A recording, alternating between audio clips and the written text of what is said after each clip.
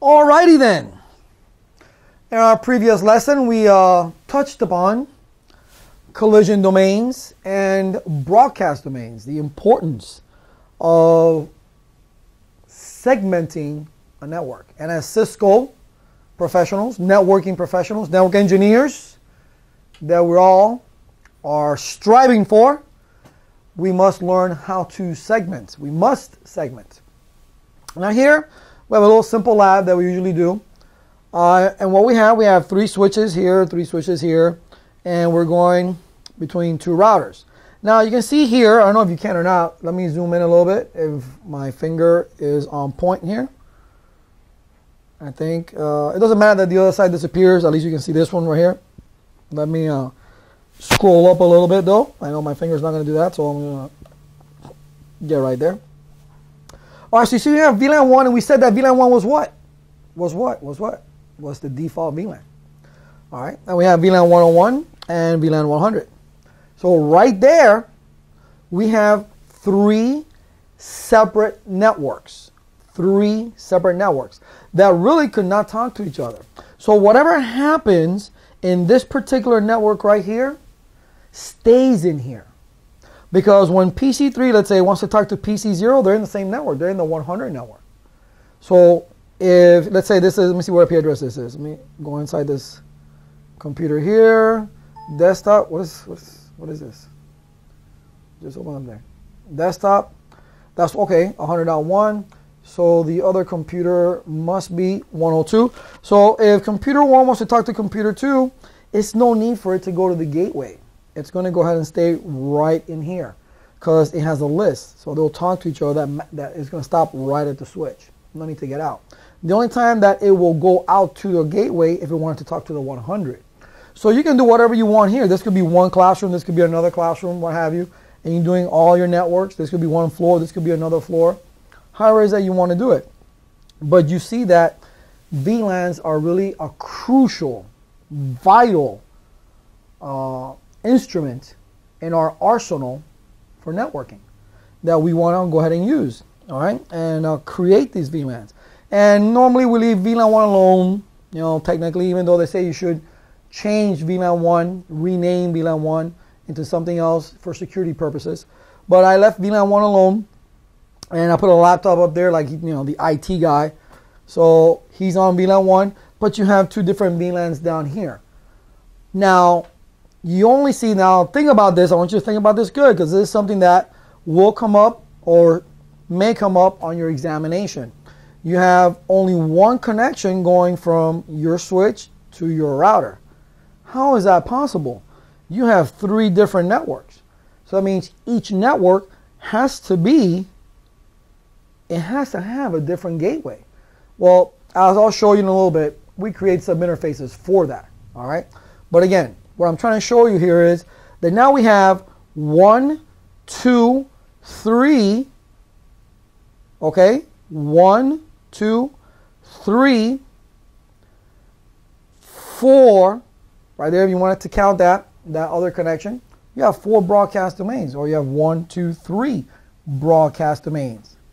All right, if you don't want to exclude that serial connection there. 1, 2, 3. Each network, it's its own broadcast domain. That will be another network over there as well. So let's say right here in this pyramid, we got 3 broadcast domains. How many collision domains do we have? We have 1, because remember, everything connected to a switch, it's its own collision domain. So we have 1, 2, 3, 4, 5, 6, 7, 8. Because everything connected to the switch, it's its own collision domain. So we have 8 collision domains. We have 3 different broadcast domains. Right here, we segmented the network. So now whatever happens in that particular VLAN stays there. And one of the most important things is that I've come across in schools, let's say the IT department, let's say these are classrooms, and let's say there's 24 PCs here. And we're in different VLANs. Well, that's okay. If you wanted to image all the computers that exist in this VLAN, that's okay, because you won't bother this VLAN. You'll simply are going to send them to this VLAN. And they'll never be the wiser. They'll never be the wiser. Before, and people don't take advantage of this, and I've seen it, that they don't create the VLAN. We're all part of the default VLAN, whichever that may be, management VLAN, administrative VLAN, native VLAN, which is usually VLAN 1. We're all part of the same one. The IT guy decides, hey, I'm going to go ahead and image these 24 computers. There goes your network. All bandwidth goes down to a crawl.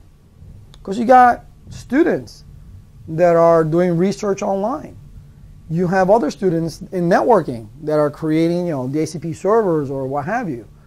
All right, so you got a lot of things going on that network, and then on top of that, maybe you have faculty that are putting in grades or sending reports, or students taking tests online or through the network.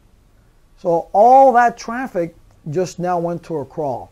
So this is why we want to segment, and this is how one of the ways, all right, that you would segment. And this is the kind of topology, if you would, that you're going to see when you get to your examination. This is what's called, because you have one router and you have multiple networks and each one needs a gateway, it's a router on a stick.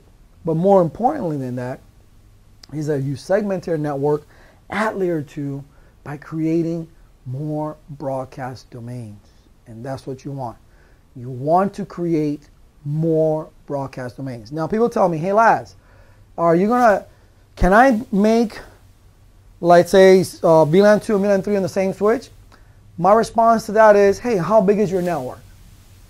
If that's all you got is 2 departments, you got 1 switch, you got maybe 6 employees, okay, that's fine. You're not going to overkill it, make a switch per department. You can go ahead and do that. But if you have a medium-sized to, large network, you want to make sure that each department has their own switch, and that switch, every port on that switch should be part of that particular VLAN. That's the way it should be on a larger scale. On a very small scale, like we saw earlier, like that office that I drew in Visio that had only 3 offices, and you had the receptionist and the little conference area, that's fine. You can have, one 24 port, even 48 port switch, and you can segment each, section for, 4 ports or 6 ports per office, however it is that you want to do it. You can't do that on a small network. Just remember, in a real world scenario, you always got to keep thinking of growth. You don't want to get caught, and all of a sudden now you run out of ports, now you got to buy another switch and IP scheme, and now got to create more VLAN. So you don't want to catch yourself that way. So always think of growth. You rather have more than less. All right, more than less, and you need to explain that.